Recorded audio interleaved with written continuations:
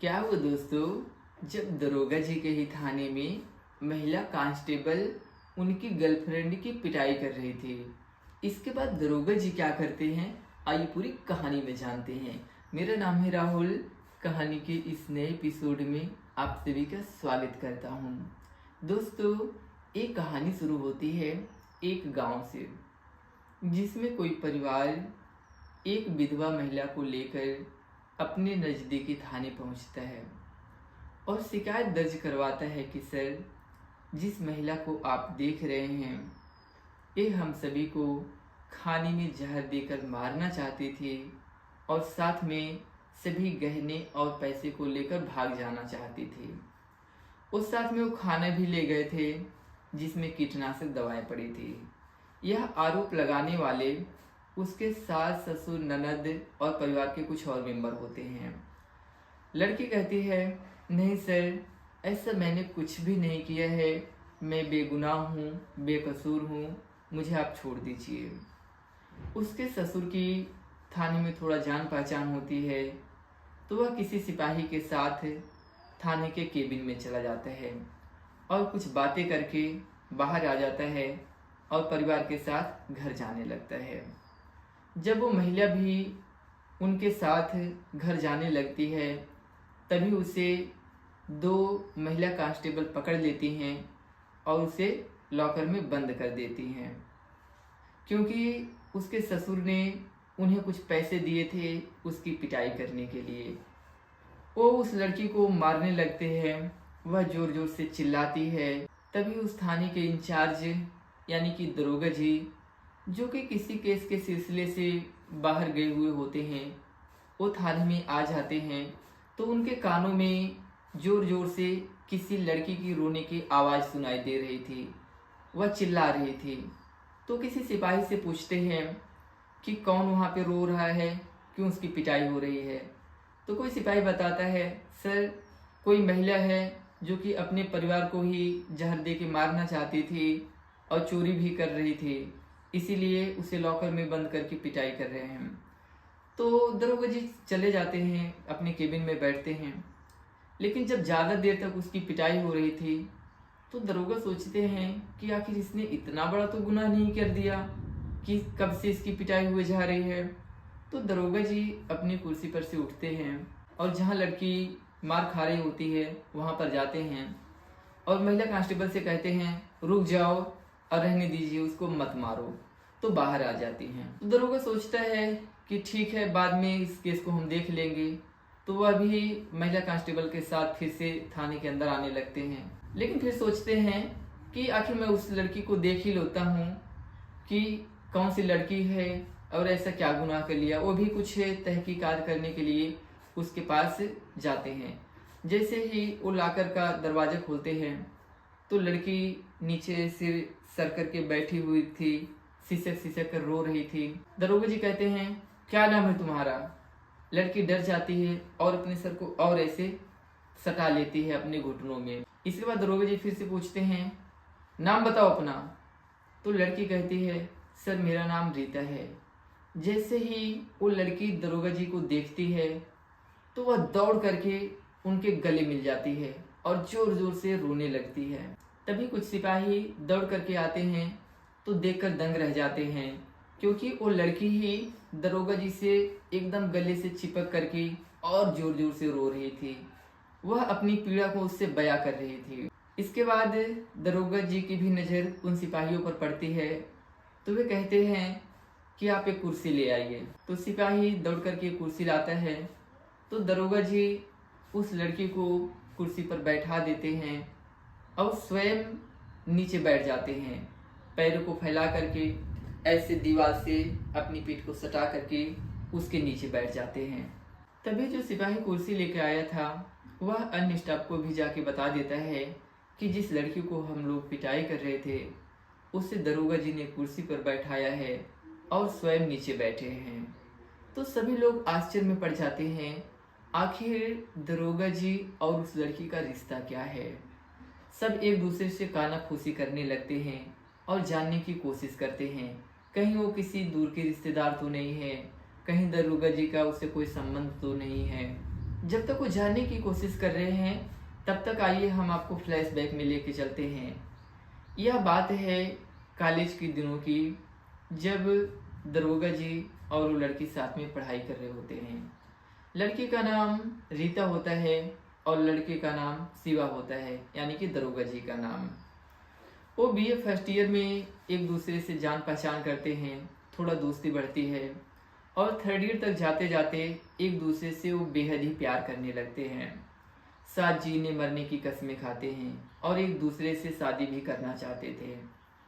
धीरे धीरे यह बात सभी को पता चल जाती है। यहाँ पर एक गाना बनता है दोस्तों, हम लाख छुपाए प्यार मगर दुनिया को पता चल जाएगा, लेकिन छुप छुप के मिलने से मिलने का मजा तो आएगा। हाँ दोस्तों, यह बात सभी को पता चल जाती है कि दरोगा जी यानी कि शिवा और वो लड़की आपस में मिलते हैं। तो कोई लड़का जो है रीता के पिता को यह बात बता देता है कि आपकी बेटी किसी लड़के से प्यार करती है। तो रीता का पिता जो है बहुत बड़ा आदमी होता है, उसके पास पैसा होता है, तो वह गुस्सा हो जाता है और शिवा के पिता के पास कुछ गुंडे लेके पहुंच जाता है और उसे बहुत ज्यादा धमकाते हुए कहता है कि यदि आपने अपने बेटे को नहीं संभाला तो आपके बेटे को कहाँ गायब कर देंगे आपको पता भी नहीं चलेगा, यानी कि उसको मार देंगे। इसके बाद उसका पिता डर जाता है और अपने बेटे को समझाता है कि बेटा वो लोग बड़े आदमी हैं, आप उस लड़की का पीछा छोड़ ही दो, नहीं तो वो लोग कुछ भी कर सकते हैं। लेकिन कहा गया दोस्तों, जब किसी से प्यार हो जाता है ना तो किसी की बातें अच्छी लगती है और ना ही किसी का कहना अच्छा लगता है। तो शिवा तो उस समय अपने पिता के सामने हाँ में हाँ मिला लेता है, लेकिन कुछ दिनों के बाद ही वह फिर से रात 11 बजे उस लड़की से मिलने चला जाता है। कुछ वो लोग बातें ही कर रहे होते हैं कि उसके भाई को पता चल जाता है, वह उन दोनों को साथ में पकड़ लेता है, अपने पिताजी को फोन करके बुलाता है, कुछ और दोस्तों को बुलाता है और शिवा को मारने लगता है। तभी वो लड़की कहती है, भैया बाबूजी आप इसे छोड़ दीजिए, आप जो कहेंगे जहाँ कहेंगे मैं वहीं शादी कर लूँगी, आज के बाद मैं इससे कभी भी बात नहीं करूँगी, मैं आपसे प्रॉमिस करती हूँ। तो उसके पिता भी सोचते हैं कि आखिर इसे मारेंगे तो बदनामी ही होगी, अगर किसी को पता चल जाएगा, फालतू में रिस्क क्यों ले, जब बेटी कह रही तो एक बार विश्वास करके देख ही लेते हैं। तो वे लोग जो है शिवा को छोड़ देते हैं, 2-4 हाथ मार करके। शिवा फिर से अपने घर चला आता है, वह किसी को ये बात नहीं बताता है। इधर लड़की भी जो है घर पे रहने लगती है। शिवा जब भी उससे मिलने की कोशिश करता, कोई चिट्ठी देता या फोन से संपर्क करने की कोशिश करता, तो लड़की अब रिप्लाई ही नहीं कर रही थी। प्यार तो दोस्तों बहुत करती थी उससे, लेकिन वो उसकी भलाई के लिए चाहती थी कि अब ये मुझसे दूर ही रहे, क्योंकि वह अपने भाई और पिताजी के बारे में जानती थी। इधर रीता के पिता जल्द से जल्द उसकी शादी करवाना चाहते थे, क्योंकि उनको डर था कहीं ये लड़की फिर से उसके साथ पकड़ी गई तो समाज में उनकी मान प्रतिष्ठा कम हो जाएगी। तो वे 10 दिन के अंदर किसी दूर दराज में एक रिश्ता तय कर देते हैं। उसके बारे में बहुत ज़्यादा जानते भी नहीं हैं, पूछते भी नहीं हैं, क्योंकि अक्सर ऐसी घटनाएं आप समाज में देखते ही होंगे दोस्तों कि जो लड़की और लड़का आपस में प्यार करते हैं तो घर परिवार वाले मानते नहीं हैं। तो ऐसे ही उसके पिता भी कहीं रिश्ता तय करवा देते हैं। 10 दिन में ही उसकी शादी हो जाती है, वो लड़की अपने ससुराल चली जाती है। 2-4 दिन रहने के बाद रीता को अपने पति की सच्चाई पता चलती है कि उसका पति जुआ खेलता है, शराब पीता है, चोरी डकैती डालता है। 3-4 दिन और बीते होंगे कि कहीं वो डकैती डालने गया था तो वहाँ पर उसका इनकाउंटर हो जाता है और वो मर जाता है और रीता विधवा हो जाती है। जब यह बात रीता के पिता को चलती है तो पश्चाताप करने लगते हैं कि मैंने ये क्या कर दिया, अपने मान सम्मान के लिए मैंने अपनी बेटी को कहाँ पर शादी कर दिया। इधर जो रीता होती है, शादी करने के बाद वह पूरी तरह से शिवा को भूल चुकी होती है, लेकिन अब उसके मन में बहुत सारे ख्याल आ रहे थे कि मेरी माँ ने मेरी भावनाओं को नहीं समझा, मेरे पिता ने नहीं समझा, आज मैं इतनी कम उम्र में विधवा हो गई हूँ। तो वह सोच लेती है कि पिताजी ने शिवा से तो दुइया बनवा ही दिया था, तो मैं आजीवन अब यहीं विधवा बन के ही रहूंगी। तो 3-4-5 महीना बीतने के बाद फिर से कुछ उसे एहसास होता है कि जो उसका ससुर होता है उस पर वह गलत नजरें डालने लगता है। किसी बहाने से वो उसे छूने की कोशिश करता है, उसके पास जाने की कोशिश करता है। तो उसे थोड़ा बच बचा के रहती थी। कुछ दिन बाद उसके यहाँ रिलेशन में कोई शादी होती है, तो परिवार के सभी लोग उस शादी में जाते हैं, लेकिन उसका ससुर अपने कारनामे को अंजाम देने के लिए शादी में नहीं जाता है और वहीं पर रुक जाता है घर पे। घर पर रीता होती है अकेली और उसका ससुर होता है। रात के 9 बज रहे होते हैं जब वो खाना बना रही होती है, तो इसका ससुर रसोई में चला जाता है और उसके साथ बदतमीजी करने लगता है। रीता इसका विरोध करती है, लेकिन वो नहीं मानता है और उसे कस के पकड़ लेता है। रीता उसे जोर से एक थप्पड़ मारती है और बहुत जोर जोर से चिल्लाने लगती है। तो पास पड़ोस के और भी लोग दौड़ करके घर में आ जाते हैं। तो उसके ससुर ने सोचा कि यदि किसी को ये बात पता चलेगा तो बहुत बदनामी होगी, समाज में हंसी होगी। जैसे ही लोग घर में आने वाले थे कि वह अपनी बहू को जोर जोर से मारने लगता है। तो सब लोग पूछते हैं कि आप इसे क्यों मार रहे हैं। तो कहता है कि यह खाने में जहर मिलाई थी और हम सभी को मारना चाहती थी और पैसे लेकर भाग जाना चाहती थी, और ये मेरे घर का मामला है, आप लोग चले जाइए। तो सब लोग चले जाते हैं। अगले दिन जब पूरे परिवार के सदस्य आते हैं तो वह सुबह सुबह सबको लिवा करके थाने पहुंचता है। इसके पहले की कहानी तो हम आपको बताए थे। इधर दरोगा जी उस लड़की को जेल से निकाल करके अपने क्वार्टर पर ले जाते हैं जहां वे रहते हैं। उसकी बहुत ज़्यादा पिटाई हुई थी तो चेहरे पर जख्म आ गया था। दरोगा जी उसका पट्टी मरहम करते हैं, उसे पानी पिलाते हैं, खाना खिलाते हैं। वे एक दूसरे से आपस में बातें करते हैं। लड़की कहती है, आप दरोगा कैसे बन गए?